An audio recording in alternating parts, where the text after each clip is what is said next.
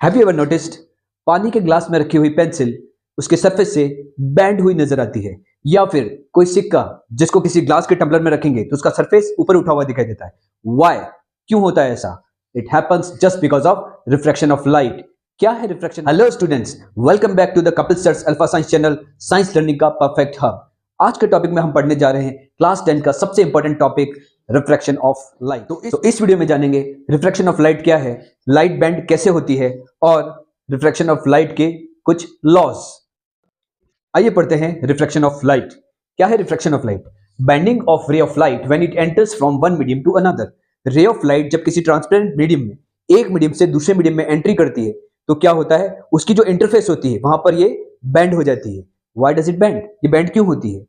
उसका रीजन है कि जो रे ऑफ लाइट होगी वो हर मीडियम में अलग अलग स्पीड रखती है। रे ऑफ लाइट का जो स्पीड होता है वो हर मीडियम में अलग अलग होता है। तो जब वो किसी एक मीडियम से दूसरे मीडियम में, इफ सपोज लाइक यहां पे दो दे रखे हमने, एयर टू ग्लास, फाइन, तो एयर टू ग्लास ये रे ऑफ लाइट आई और ये मीडियम 2 में एंट्री करी, तो ये दोनों मीडियम के बीच का इंटरफेस है, वहां पर क्या हुआ, डायरेक्शन इसकी चेंज हो गई। ये ऐसे ट्रेवल करनी चाहिए थी पर वो क्या हो गई, बेंड हो गई।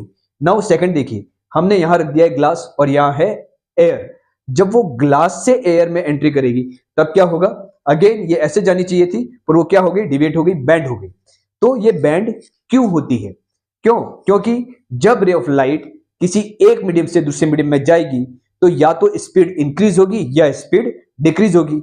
हम जब बात करें कि रेयर मीडियम से डेंसर मीडियम में तो क्या होगा, रेयर मीडियम में लाइट की स्पीड क्या होती है, ज्यादा होती है, और डेंसर मीडियम में क्या होती है, उसकी स्पीड कम होती है। तो जब रे ऑफ लाइट किसी रेयर मीडियम से डेंसर मीडियम में एंट्री करेगी तो क्या होगा, उसके इंटरफेस पे क्या हो जाएगा, स्पीड एकदम से डिक्रीज हो जाएगी। डिक्रीज हो जाने की वजह से वो क्या करेगी, टुवर्ड्स नॉर्मल बेंड हो जाएगी। ठीक है, हमने यहाँ पे क्या किया है, at the point of interface, at the point of incidence हमने एक नॉर्मल खींच लिया है। तो आप देखेंगे कि रे ऑफ लाइट जब ये एंट्री कर रही है तो यहाँ पे क्या किया उसने, नॉर्मल की तरफ थोड़ा सा बेंड हो गई। अब इस केस में देखेंगे, यहाँ पे रे ऑफ लाइट इंसिडेंट हुई, यहाँ पे इंटरफेस पे क्या है, रे ऑफ लाइट इस तरफ जानी चाहिए थी, पर क्या होगा, क्योंकि ये डेंसर मीडियम से रेयर मीडियम में एंट्री कर रही है तो ये क्या होगी, नॉर्मल से क्या हो जाएगी, उस तरफ चली जाएगी। उसको बोलेंगे कि बेंड अवे फ्रॉम नॉर्मल। कब? जब डेंसर मीडियम से रेयर मीडियम में एंट्री कर रही है। क्यों? क्योंकि स्पीड क्या होगी, इंक्रीज होगी। यहाँ पे डेंसर मीडियम में स्पीड क्या होती है, कम होती है, और रेयर मीडियम में स्पीड ज्यादा होती है। तो इंटरफेस पे क्या होगा, स्पीड इंक्रीज हो जाएगी, और इंक्रीज हो जाएगी तो क्या होगा, ये जो लाइट है it will bend away from normal. अब हम पढ़ेंगे लॉज ऑफ रिफ्रैक्शन। जैसे कि हमने लॉज ऑफ रिफ्लेक्शन पढ़े थे वैसे ही लॉज ऑफ रिफ्रैक्शन है। इसमें फर्स्ट जो है वो है the incident ray, this one AO, right? The incident ray, the refracted ray OB, and the normal N and dash. To the point of interface, at the point of incidence, all lie in the same plane. Simple सी बात है, incident ray, refracted ray और normal at the point of incidence all lie in the same plane. एक ही surface पे होते हैं, एक ही तल में होते हैं। और दूसरा पॉइंट है the ratio of sine of angle. देखो यहाँ पे क्या बन रहा है, एक एंगल बन रहा है। ये जो इंसिडेंट रे है वो नॉर्मल के साथ क्या बना रहा है, एक एंगल बना रहा है जिसको हम बोलते हैं एंगल ऑफ इंसिडेंस।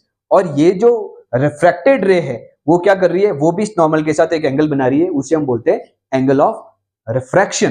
तो ये जो दोनों एंगल हैं, the ratio of sine of angle of incidence to the sine of angle of refraction, इन दोनों का जो रेशियो होगा वो ऑलवेज क्या होगा, कांस्टेंट होगा।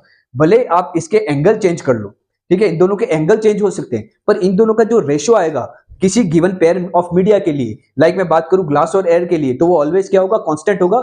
ठीक है, तो इसका जो लैंग्वेज है वो ये है, the ratio of sine of angle of incidence to the sine of angle of refraction is a constant for the light of a given color, specific किसी कलर के लिए, और the given pair of media, किसी दो media के लिए जब भी हम बात करते हैं, like air to water, air to glass, glass to air, water to air, तो ये जब भी हम दो पेयर ऑफ मीडिया की बात करेंगे वहां पे क्या होगा, इनका जो रेशियो होगा वो क्या होगा, ऑलवेज कांस्टेंट होगा। तो स्टूडेंट्स आपको ये रिफ्रैक्शन ऑफ लाइट का कांसेप्ट एकदम इजी वे में समझ में आ गया होगा। अगर ये आप वीडियो आपको पसंद आई तो आप इसे जरूर लाइक कीजिएगा, मेरे चैनल को फॉलो कीजिएगा और अपने फ्रेंड्स के साथ जरूर शेयर कीजिएगा। मैं ऐसे ही वीडियो को लेकर और आऊंगा, तब तक के लिए keep studying, keep shining. Thank you very much.